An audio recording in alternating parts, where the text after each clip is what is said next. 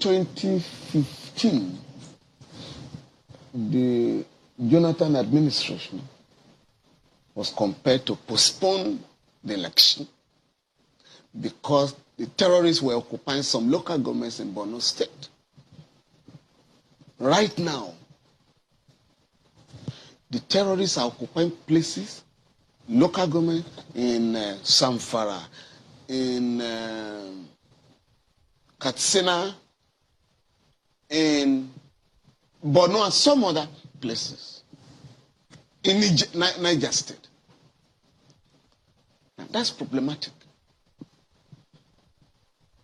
And during elections, if you have such a situation, there are candidates who may say, those are my catchment areas. So you can't go on with the election if you cannot secure the entire country. Wow. There will be a problem there.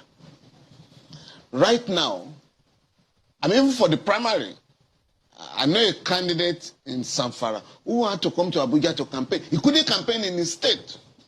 Wow. Yeah, I mean, you had the recent election in Ekiti State where you had about 25,000 police men and women.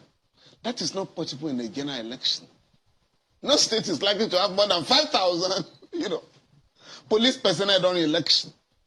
And they cannot secure some of the states today. And that is why people are worried. Because under the Constitution, if the country is waging a war, the election can be postponed. Not more than 6 months at a time. So there are problems already. Do you see that happening? Of course. Of course. And with all these multiple attacks, and the government is helpless, what do you think will happen? But again, this is where the National Assembly will have to come in. Well, the National Assembly took a position on, excuse me, you're talking about local governments, took a position and recommended that local governments should be financially, excuse me, and administratively autonomous. See, it goes beyond that. Yes, but, if we had the governors agree and the houses of assembly pass the bills for the local government autonomy, wouldn't that be something? I also believe that the local government, the governors are averse to it. See, it's been passed. In most federations, you really don't have autonomous local governments. But if, as it is in Nigeria, what is important here, before we divert, right? Because that's not the issue.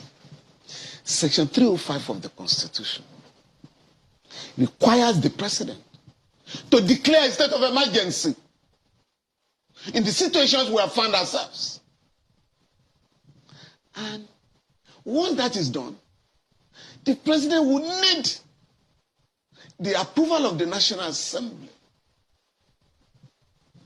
They have to ratify the declaration. And after 6 months, the president must go back to the National Assembly so that they can monitor the situation, review the situation, and decide whether to extend the state of emergency. But right now, it's all the illegality that is going on. Without declaring a state of emergency, you are sending troops. No, the law didn't envisage that. The Constitution empowers the president to take extraordinary measures to protect and restore law and order in every part of the country. But that has not happened since 2015.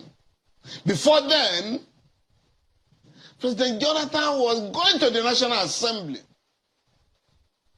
upon a declaration of a state of emergency, particularly in 3 states then, Borno, Adamawa, and I think Yobe. Now, we've gone to other parts of the country. So, in order to address these problems, the president must declare a state of emergency. The National Assembly must draw his attention to his powers under the Constitution and the limit of his powers. Now, you can't just send troops without a state of emergency to go and, stop a student protest or, send soldiers to Lekki. It's unknown to the Constitution. Well, will he be thinking about the answer he gave to British Prime Minister who asked him if he was going to go for a 3rd term and say, no, I don't want this to be interpreted as though I want to extend my term by declaring of this or allowing the election to be postponed? That's the president now.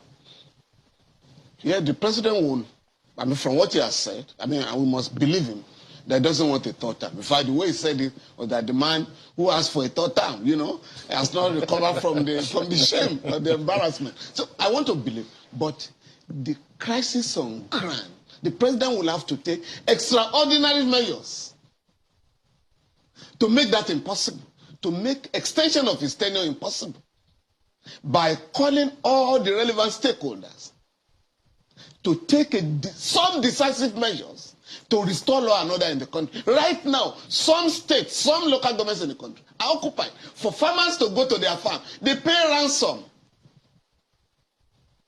They pay. Some have to recruit young men to follow them to the farm. They pay taxes to criminal elements. You can't hold elections in those places. And so, beyond the assurance to the British Prime Minister, the president must come home and address the crisis of instability, the crisis of insecurity on ground.